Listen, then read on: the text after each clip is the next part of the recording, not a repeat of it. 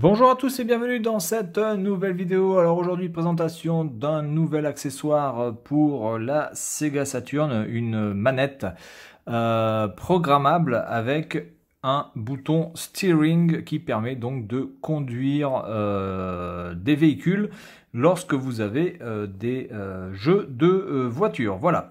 Donc, j'ai reçu cette manette il y a peu de temps. Alors, pour les gens qui ont vu l'épopée Pandemonium, l'épopée numéro 8, c'est avec cette manette que j'ai joué, avec laquelle j'ai joué. Donc, vous avez le driving wheel, vous avez le programming system et vous avez un écran LCD qui est un peu plus développé que celle de la Pro Commander SS. Voilà. Alors c'est une manette que j'ai eue pour à peine 7 ou 8 euros, voilà, qui est donc en boîte. Bon, la boîte est un petit peu endommagée, mais cette fois-ci, nous avons donc la manette qui est assez imposante et j'ai quand même la notice qui est en anglais. Donc du coup, ce sera beaucoup plus facile pour moi de voir un petit peu comment faire les choses. Voilà, donc le câble, je l'ai nettoyé parce qu'il était extrêmement dégueulasse. D'ailleurs, la manette en elle-même était quand même déjà plutôt dégueulasse. Alors, on peut voir que ici, elle est un petit peu... voilà, il y a le plastique qui est un petit peu blanchi. C'est dommage. L'écran LCD n'est pas d'une nette absolue, c'est-à-dire que c'est pas d'un noir absolu, c'est pas noir comme on peut le voir ici. Alors je sais pas si c'est dû à cause de l'âge de la manette. Donc ce qu'on peut voir, c'est donc les boutons évidemment classiques de la Saturn, plus d'autres boutons ici, 1 et 2 et le bouton 3, certainement 3 programmes. Donc par exemple si j'appuie sur le 1, ça va automatiquement faire on va dire le Shoryuken, etc. dans Street Fighter, etc. Donc vous avez 3 types de programmation pour sortir 3 types de coups différents. Alors ça peut être aussi dans des jeux de puzzle, etc. Si vous avez des combinaisons à faire. Vous avez donc le steering wheel qui est ici, voilà. Donc on peut piloter la voiture sans utiliser la croix directionnelle et simplement en utilisant ça. Voilà. Je trouve que la prise en main est plutôt bonne. Voilà. Après, est-ce que c'est précis? Je sais pas. Peut-être qu'un jour je ferai un jeu, peut-être que je recommencerai un Daytona USA avec cette manette pour voir. Par contre, je pense qu'elle a besoin d'un petit peu de graissage. Voilà. Vous avez évidemment les deux gâchettes qui sont vraiment pas mal parce qu'elles sont un peu plus sorties, donc du coup on a un meilleur clic dessus. Enfin, je trouve que les gâchettes L et R sont vraiment sympathiques, assez bien faites. Voilà, vous avez une pile qui se met ici, c'est une CR2032 à mettre, voilà. Et puis, que dire de plus? Je vais la brancher pour que vous puissiez voir un petit peu l'écran LCD. Mais on va faire d'abord un petit tour sur la notice. Notice qui a l'air assez complète, dans un anglais, on va dire, plutôt correct. Voilà, avec donc tous les boutons. Le Play Mode, le Teach Mode, le programme 1, 2, 3, donc les 3 boutons que je vous ai montré ici, 1, 2, 3, voilà.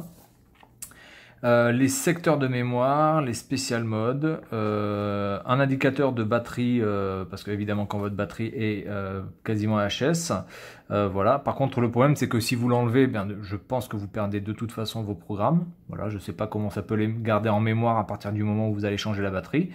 Voilà. Ensuite, Operating and Function Mode, Driving Mode. To be killed before d'accord, donc on vous dit que peut-être il faut rentrer dans les options pour pouvoir changer le système le système de conduite, hein. Donc il faut peut-être voir ça aussi dans les options. Donc là on vous explique comment entrer les mouvements spéciaux, donc Teach, après il faut choisir le bouton 1, 2, 3, donc quel programme, 1, 2, 3, voilà, et ensuite vous rentrez votre combinaison de boutons, voilà.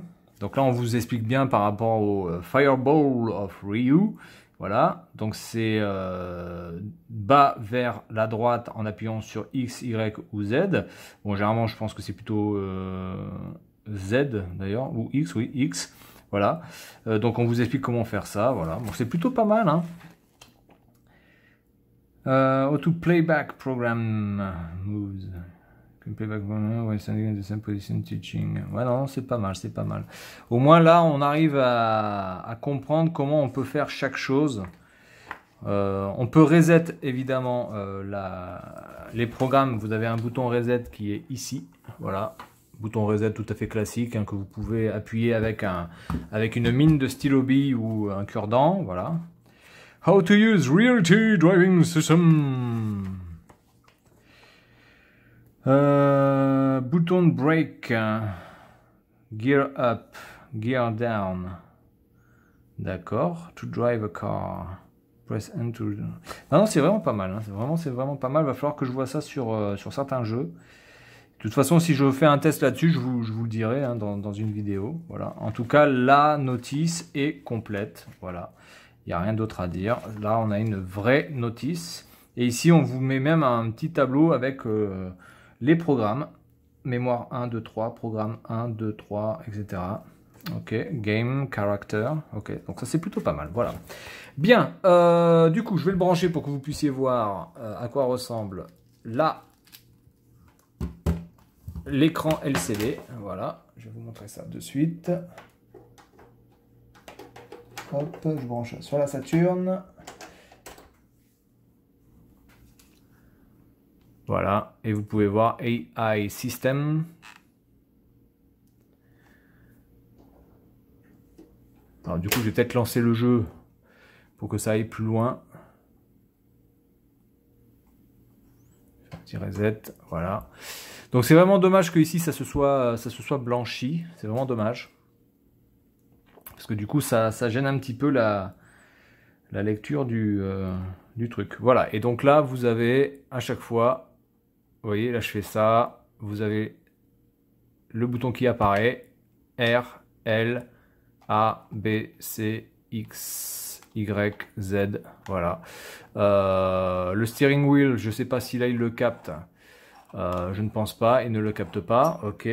Et puis bon, après toutes les fonctions. Donc là, de toute façon, je vais rien faire parce que j'ai pas de jeu pour l'instant à paramétrer, puisque je suis sur Pandemonium. Donc de toute façon, sur Pandemonium, il n'y a rien du tout à paramétrer. Donc voilà la présentation de cette manette qui, ma foi, est assez imposante. C'est un petit peu le problème, c'est qu'elle est un petit peu trop grosse, mais du coup, je pense qu'il n'y a pas vraiment le choix de faire cette taille-là. Elle ressemble un petit peu aux manettes de Namco.